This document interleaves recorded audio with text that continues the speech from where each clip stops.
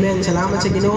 Ang atong title makita sa Zechariah 4 chapter 6. Ingon siya diri, so he said to me, this is the word of the Lord to Zerubbabel, not by might nor by power, but by my spirit, says the Lord Almighty. So maayo kayo, ang title niya is the word of the Lord. Ang pulong sa Ginoo. Ang ingon sa pulong sa Ginoo, ina niya si Zerubbabel, dili sa imuhang usog, dili sa imuhang power, but sa power sa Ginoo, but by my spirit, says the Lord Almighty. Sa atong ibasa, makita nato nga ang anghel sa Dios nakig-istorya. It's a prophecy sa itong context. So si prophet Zechariah, muli ato ang basahan ato ang Bible text. So si Zechariah, isa siya ka prophet, isa sa ka-Jewish prophet o pari. Who lived in the late 6th century BC before Christ, after the Babylonian exile. So giyaman si Zerubbabel kaning istoryahan. Kinsa ni siya? So ang anghel sa Dios nakikistorya sa isa ka prophet. Ang iyang pangalan si Zechariah. Mao na gikuhaan nato sa ato ang nibasa ganina, mao na chapter sa Bible si Zechariah. Zechariah isa ka propeta nga nag-istorya ang maanghel sa yaha aron isulti niya kay Zerubbabel ang giingon sa yaha sa Ginoo. Amen. So makita niyo mo dinhi na nagagamit na ay ginagamit aron istoryahan, aron isulti sa yaha ang isulti sa Ginoo. Kung sa giingon ni Zechariah, ang giingon sa anghel, ipasabot si prophet Zechariah nga ingnan si Zerubbabel nga dili sa imong usog, dili sa imong gahom, kundili sa akong espiritu nga mahitabo ang tanan. Amen? Amen. Salamat sa Ginoo. Duha ang iyang isulti, dili pinaagi sa imong kaya, dili pinaagi sa unsa imong gahom, kundili pinaagi sa espiritu sa Ginoo nga mo empower sa imong. Amen. Glory kaayo sa Ginoo. So, yung naimutapan, dili sa unsay kaya nimo. Dili sa kaya ni brother. Kung dili sa gahom sa Ginoo. Dili sa gahom sa Ginoo. Amen. Salamat sa Ginoo. Labi na sa mga farmer. Dili sa imong kamaayo nga mag-farm. Kung dili tungod sa espiritu sa Ginoo nga nag-empower sa imong kinabuhi. This is the word of Zechariah sa kay Zerubbabel. So si Zerubbabel isa siya ka Jewish leader, gobernador sa Judah sa 16th century gihapon. Unya gi-appoint siya ni Cyrus the king. So nag-adto siya, bubalik sila dito sa Jerusalem kay ang wall, naguba ang temple. Unya naay sulti sa Ginoo sa iya ang mando nga unsay mando nga i-rebuild niya ang temple. So naluya siya. Unsaon man ni? Apan ang Ginoo gigamit niya si prophet Zechariah aron makikistorya siya para kay Zerubbabel nga nagaingon, ilid lang ang akong mga tao, ilid sila kay i-rebuild ang temple. So kaning time si Zechariah daghan kayong challenges, challenge upon challenge upon challenge, trials upon trials upon trials, problems upon problems upon problems sa iyang giatubang. So dili lang na nag-iisa. Time sa una ni Zerubbabel, dili lang kita karon ang naay problema.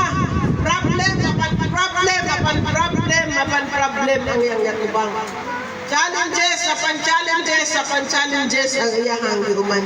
Daghan kayo, kamalian, failure upon failure, discouragement upon discouragement upon discouragement.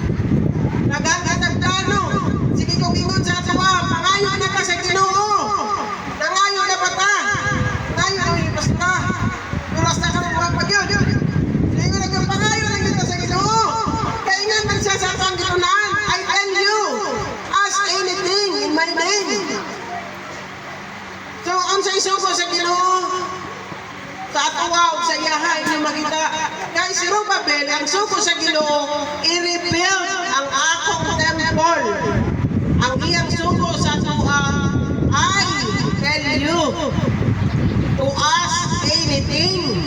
my name. So parehas lang. Sa panahon niya o sa panahon nato na ay sugo. Ang sugo sa ato I tell you to us, pangayo kamo. Ako nagsugo ninyo, pangayo kamo. Sama kay Zerubbabel, ang sugo sa iya ipatungkod ang akong temple. Pero si Zerubbabel, kung sama sa tuwa, atong gitanaw kung sa'y kaya na ito. Sama kay Zerubbabel, gitanaw niya, ang sawa na akong pag-build. Wala lang ko'y kwarta. Ang sawa man ako.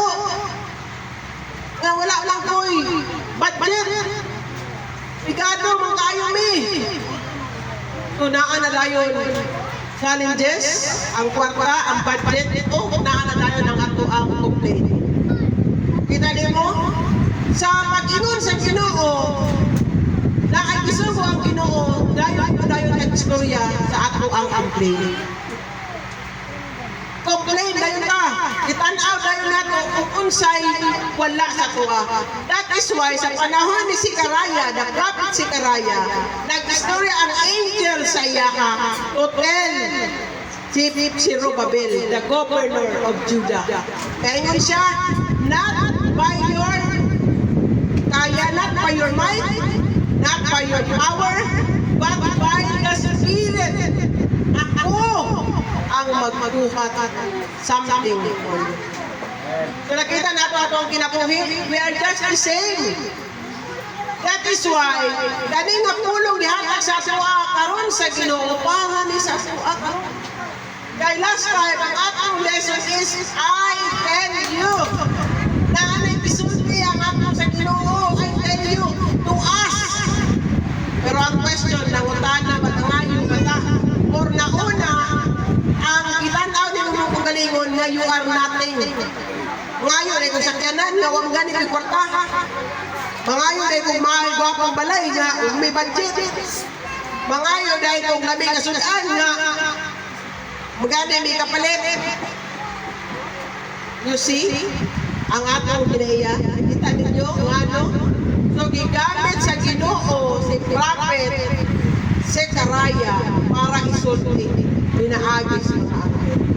Aron isulti nga dili lagi sa unsay kaya nimo. Tanawa unsa na nagingon sa imuha. Kinsa ang authority? Kinsa nang authority? Kinsa si Ay? Kinsa man si Ay sa atong kinabuhi? Si Ay ang imong unsa? Dalangkanan. Si Ay imong supplier. Si Ay ang nagingon si Ay, I will supply all your needs according in Christ Jesus.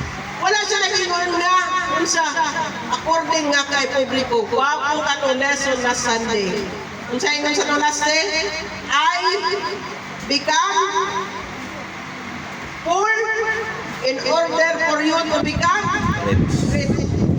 Tungod sa pagyahan pagpobre aron ikaw madako.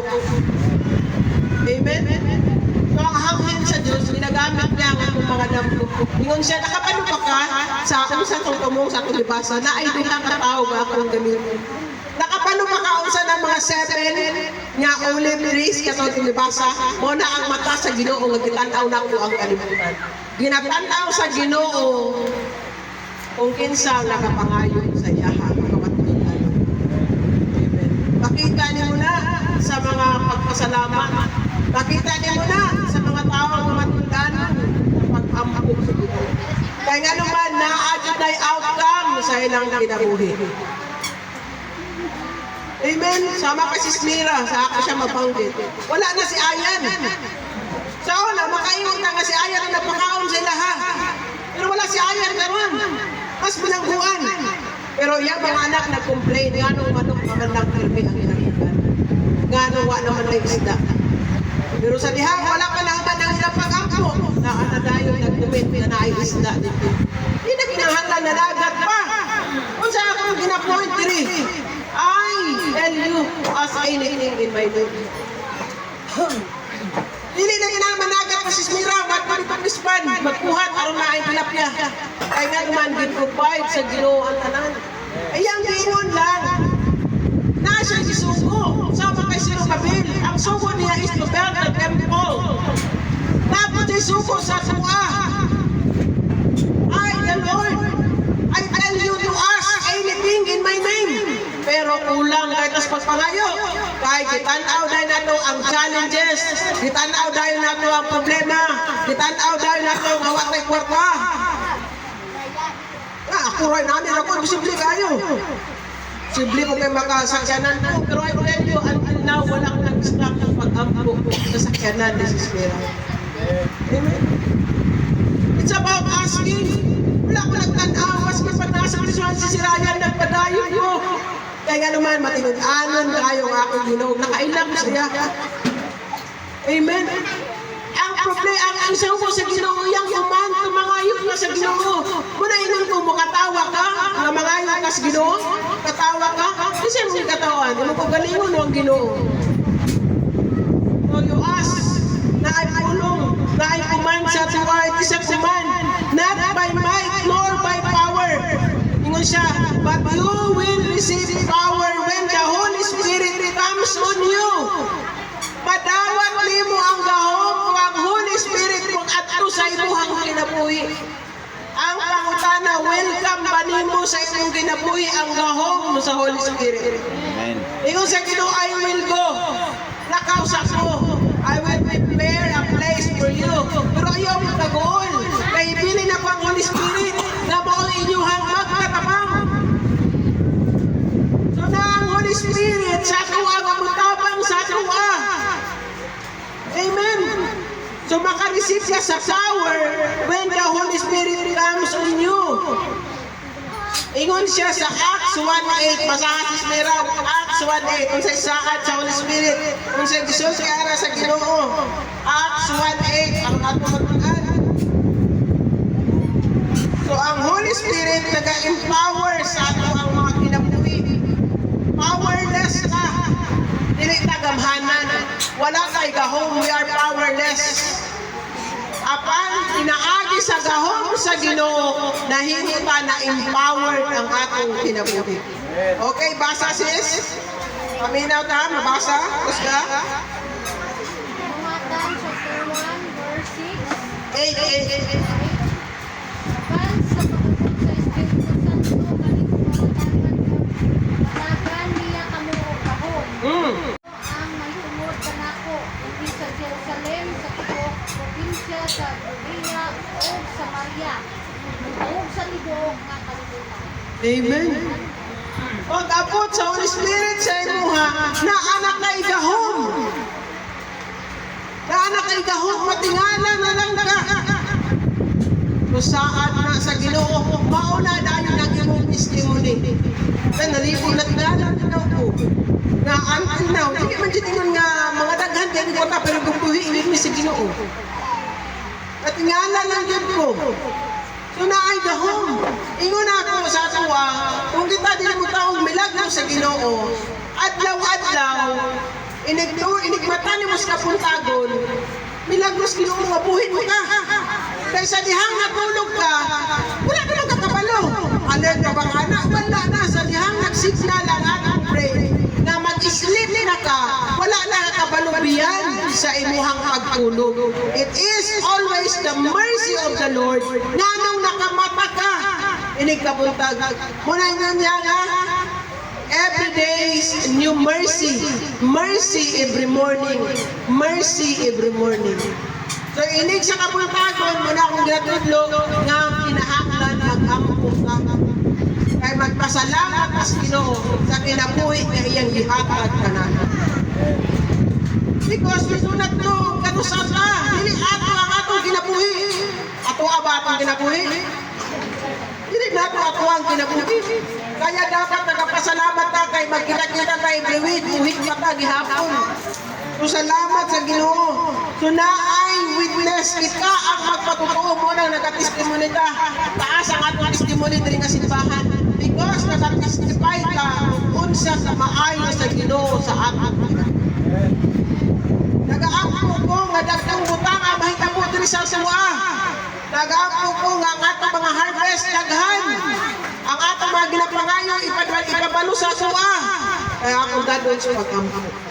Amen mo na ginatawag na prayer request.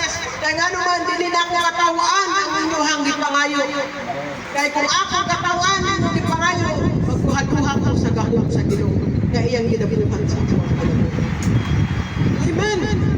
Pag-ingon sa akong ipon, pangayo mo na, maski sa pangayuan ninyo, maayong future ninyo na. Ang Ginoo ay mamuhat ka na sa inyo ha. Dili ako ang Ginoo. Ang ating mga anak, Sis Maribel, mahimo kang madam. Ang Ginoo ang mamuhat anak. Tagtag pamaagi. Si Junicia, wala man nagtungo nga mahimo siyang madam. Junicia, mahimo siyang kamidi. Ang Ginoo nagbuhat sa ilaha. Amen. Dili nakabalo. Kinahanglan lang ta maminaw sa susi sa Ginoo. Sa sugo sa Ginoo. Nagtanaw sa sugo. Mao na ang pulong sa Ginoo nagingon, not by might nor by power. Kay ako ang mag-empower sa imo. Tuman lang ka sa akong sugo. When life gets hard, we will not overcome by our power or might, but by the Spirit of God. Amen?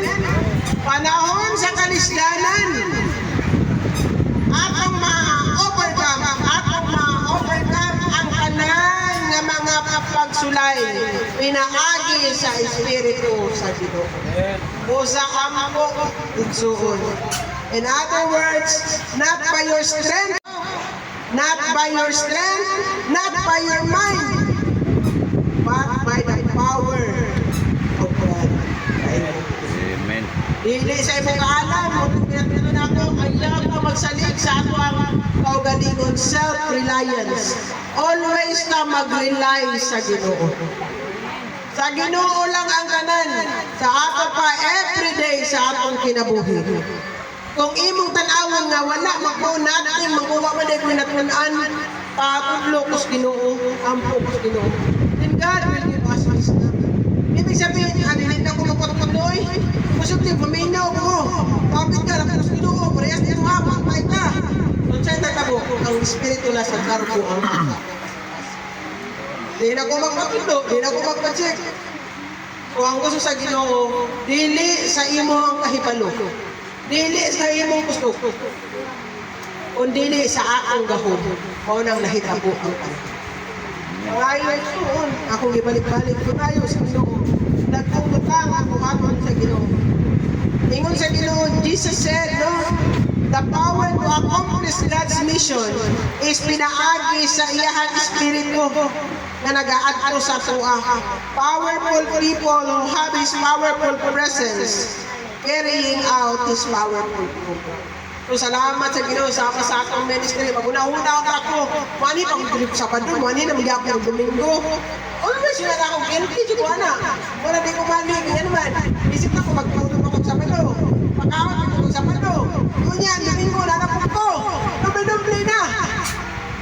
So sa dihang lay down ako sa dihang natuluan ko to lay down. Paala ang ginawa ni tanan. At unang ako kaginahalan ako tutukan ng mga bata. Kaya lisod sa ayo, mawala sila, importante sila. Kaya bahala ka silang nila sa buhat kami ko, basta nahuman sila sa bato, kaya sila nagkita ko po. Bahala pa kamo sila, enjoy mo sa day. Bahala ka sa Sunday, ang Ginoo. Kinahanglan dahil ka mag-obey lang ka. Kinahanglan sa Ginoo, obey. Unang sa mga sundali, obey first before you complain. Unang na, wala ko nasaksan. Abi na itong mga sundalo na. Na-obey first. Tarawa na masundalo na ay mga order. Di na sila mag-complain. Patay, ano magkuha na? At kinaiya sa mga sundalo. Mag-obey siya.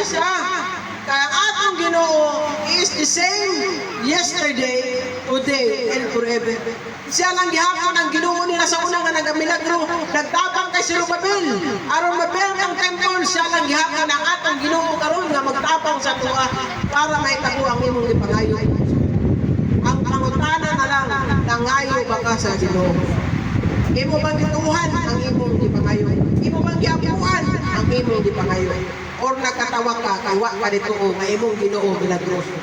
or nagkatawa ka na ang Ginoo magbuhat og dagkong butang sa imong kinabuhi. Usahay ato ang problema nga butang nga mga kabus. Magkatawa ta sa kalisdanan nga ha, tawa lang ko sa ako ang kalisdanan. Murag wala na bay chance. Pero ayon sa Ginoo, nang ani ko dire to give you hope.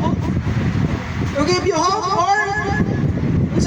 for the future. Jeremiah 29:11 kasi nakapalo mga bata.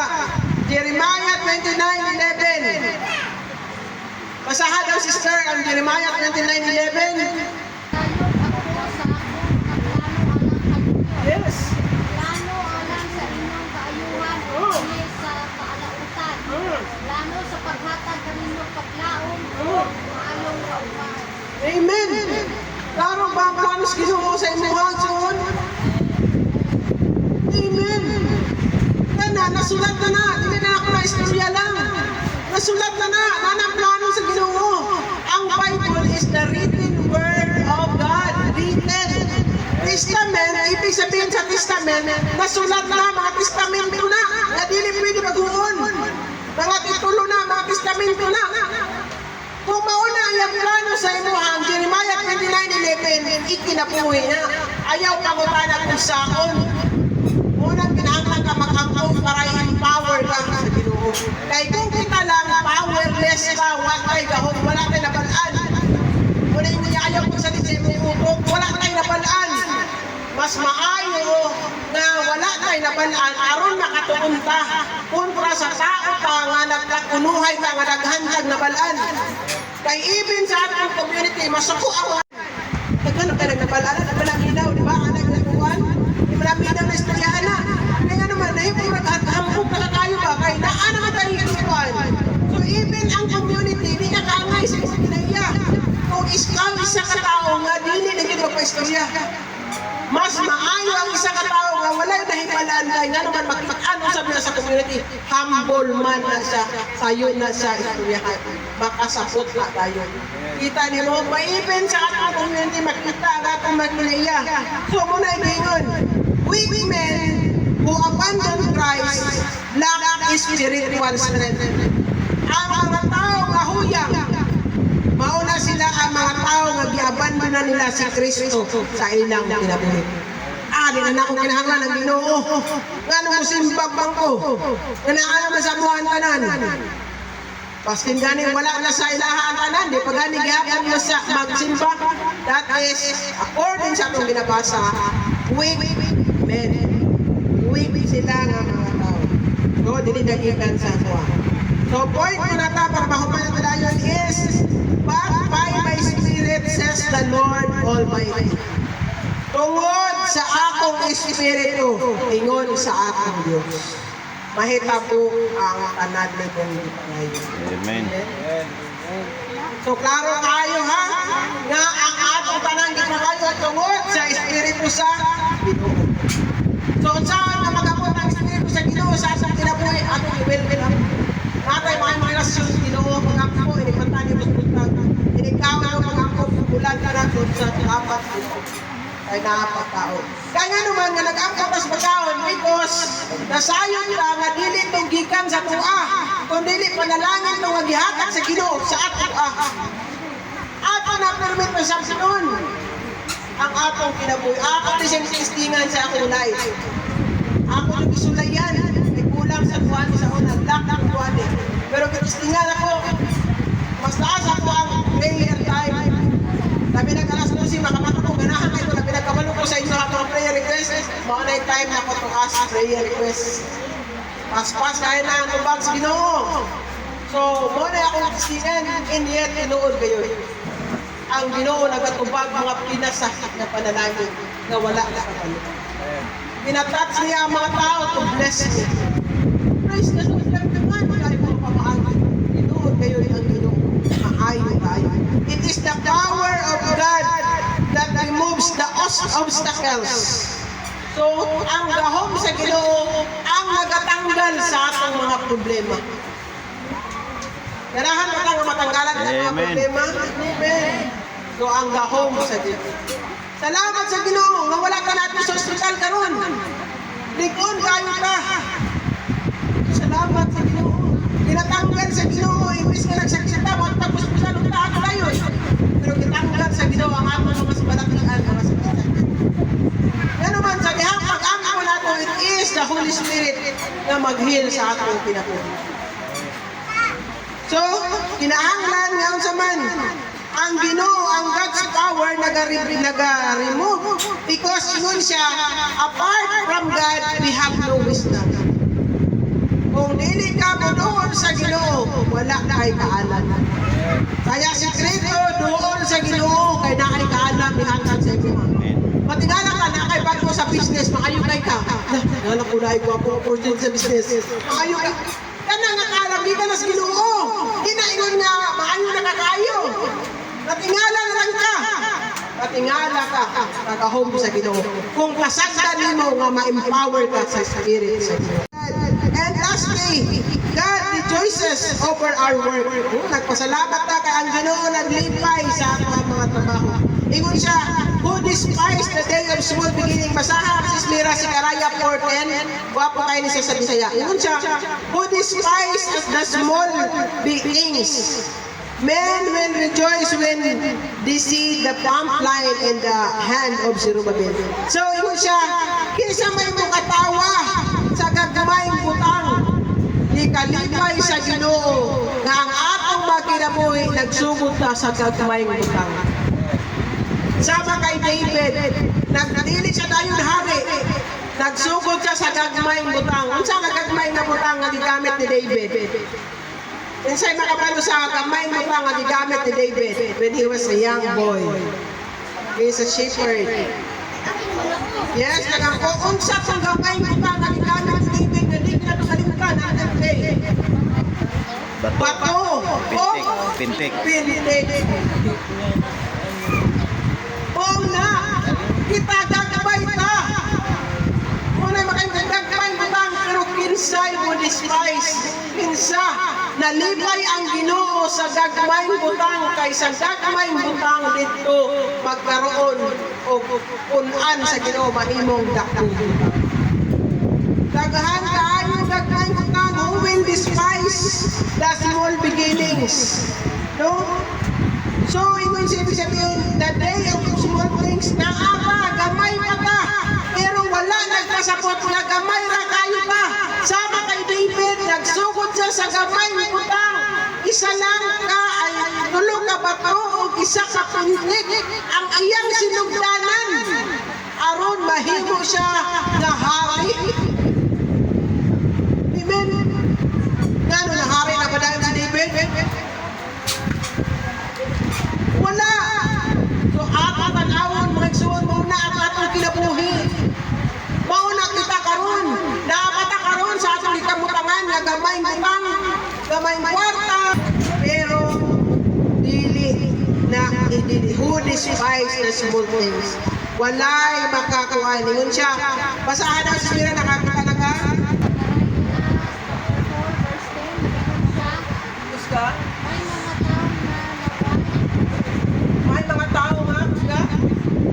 May mga taong nanaway, tungod kay gamay ka lang ang nahimo sa pagtindog sa templo. Apan maglipay ra, unya sila, inigkakita nila nga ibutang na ni Zerubbabel ang katapusan o pinili nga bato sa templo.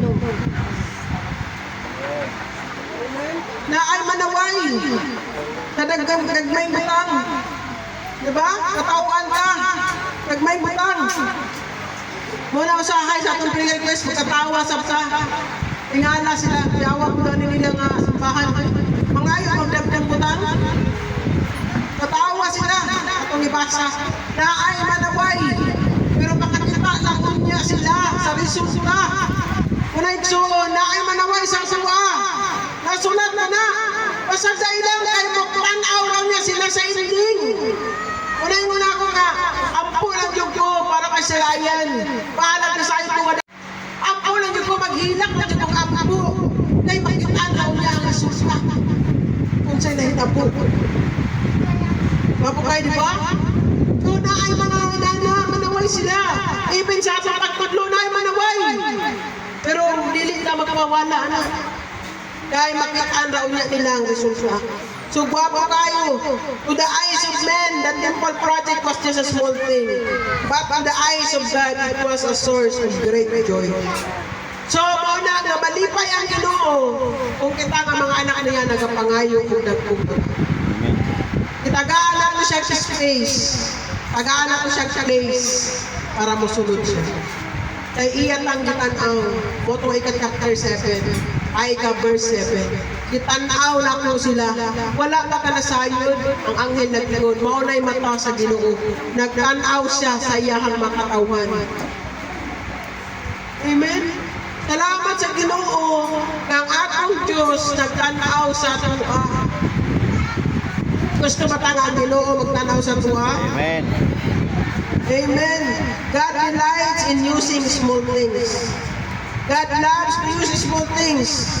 Because when the Spirit empowers small things, there is no telling what will happen. Conclusion na itong basahon sa Ephesians 3:20-21. This is our conclusion na tayo.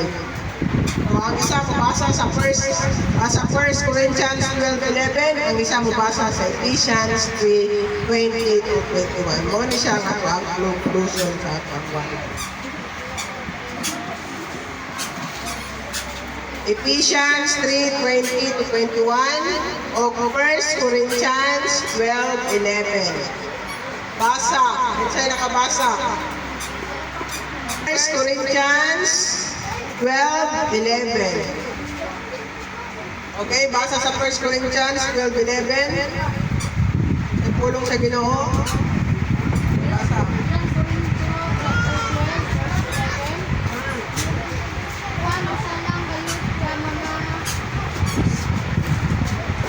Oh, basa.